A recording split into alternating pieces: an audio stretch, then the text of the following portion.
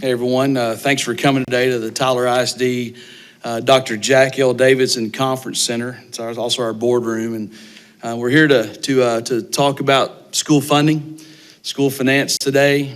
Behind me, I have representatives from a wide variety of school systems in East Texas, along with trustees from various school systems, along with city representatives from the Chamber of Commerce and the City of Tyler. Today, we're talking about school finance and our support for House Bill 100, which actually puts needed dollars back into public education.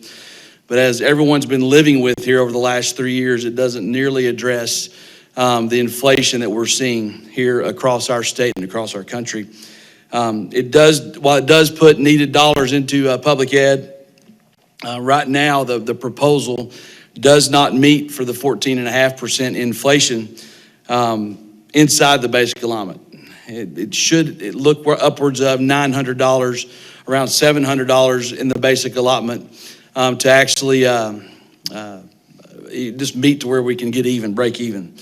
We've got some representatives that are going to give you perspective from the small school systems along with mid-sized school systems, and obviously I'm here to represent Tyler ISD today as well. Thank you for coming. We're going to turn it over to Brandon Enos from Cushing ISD to give his perspective. Thank you very much. Dr. Brandon Enos, Cushing ISD, lead learner, proud superintendent. Our costs in Cushing have gone up 17% since 2019. Since that time, we haven't seen any increase in the basic allotment. It's necessary if we're going to maintain the same level of education we have, that do go up to meet the inflation. As was already said, we need $7,100. $7,100 per student is what's necessary. So over the last year, we've had 9% increase in costs just over the last year. If something doesn't change, we won't be able to afford to maintain the quality education we have.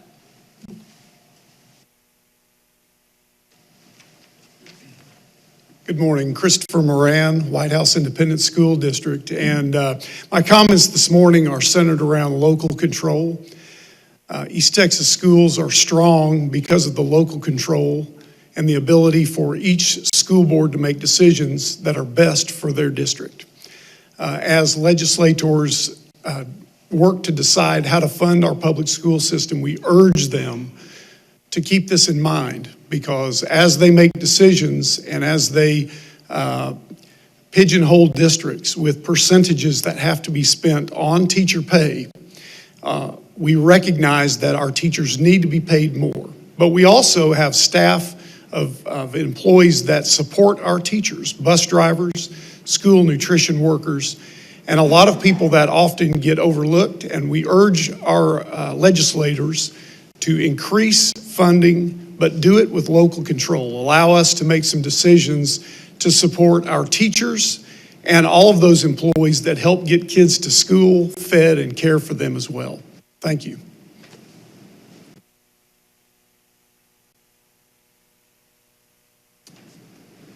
I'm Stan Surratt, Superintendent of Lindo ISD. And again, I want to urge our legislators to look at the funding issues. Like we've had drastic increase in inflation over the last 4 years, and it's been 4 years since school districts got an increase in funding. We rely on the legislators to increase our funding.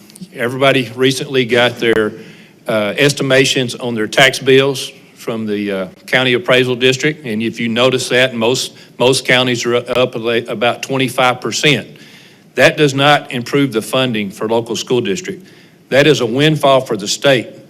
And so we're asking the legislators to take that windfall and improve school funding. 4 years ago, there was a drastic increase that was desperately needed, around $1,000 per WADA. And this year, they're talking about $90 per WADA. That's really an embarrassment. And our legislators need to look at that. Let's improve school funding. Let's help teachers and all school employees. The teacher shortage is in a crisis mode for the state of Texas. We must improve teacher pay, but also we must improve the pay for all school employees. We're really struggling with support staff, competing with local businesses. And so we asked our legislature, please improve the funding for school districts.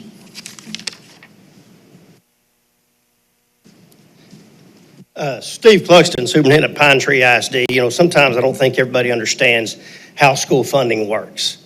You know, if you put it simple, if you take a cup, you get a cup of money for each kid.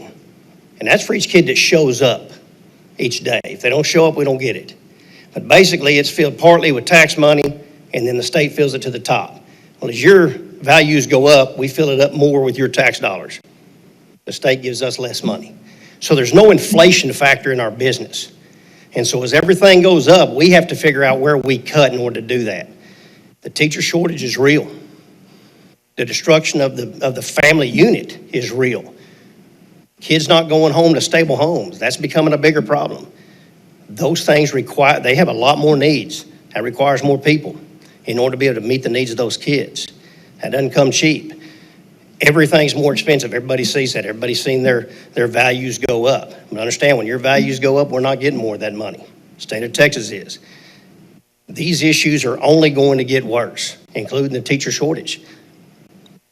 If we don't do something, for the first time in the state of Texas, we have a windfall of money that we can actually deal with this. If we don't, it's going to get worse. There's also a lot of COVID money we got from the federal government. That ends after this year. If they're going to hold off for 2 years, this problem's going to be more expensive in 2 years than it is today. I'm a taxpayer. I want to see our money used wisely.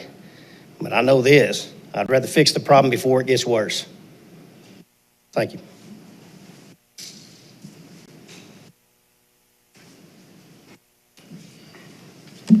So I'm Henry Bell with the Tyler Area Chamber of Commerce, and I'm speaking for all business today. It is crucial to the business community as we go forward, as we grow, as we even maintain that we have good public school systems in the East Texas region.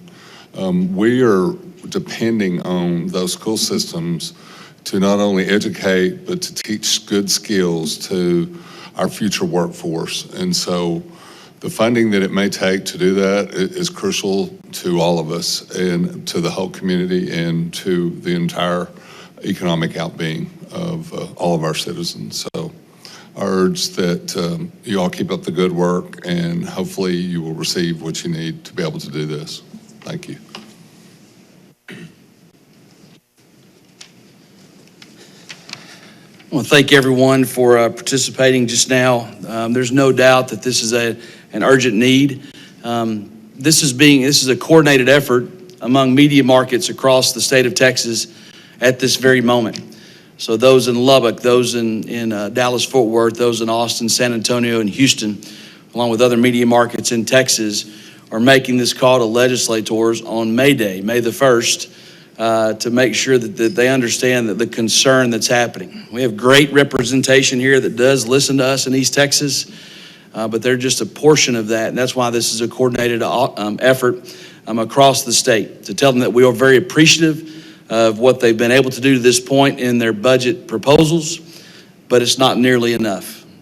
We do a pretty good job in East Texas of living within our means, but those means are certainly being extended because of the last 4 years that we've experienced through inflation. As proposed in the recent legislation, they do for the next biennium, the next 2 years, the next legislature, to actually start looking at inflationary adjustments over a 10-year period. If you take those inflationary adjustments over the last 10 years, as opposed to the last 4 years, it certainly has been a tremendous spike. We've been living in a very complex economic world at this time. We appreciate y'all coming today. I'm sure that these superintendents and these other representatives up here, including board trustees, will be available for commentary individually once we break out of here. Thank you for coming today.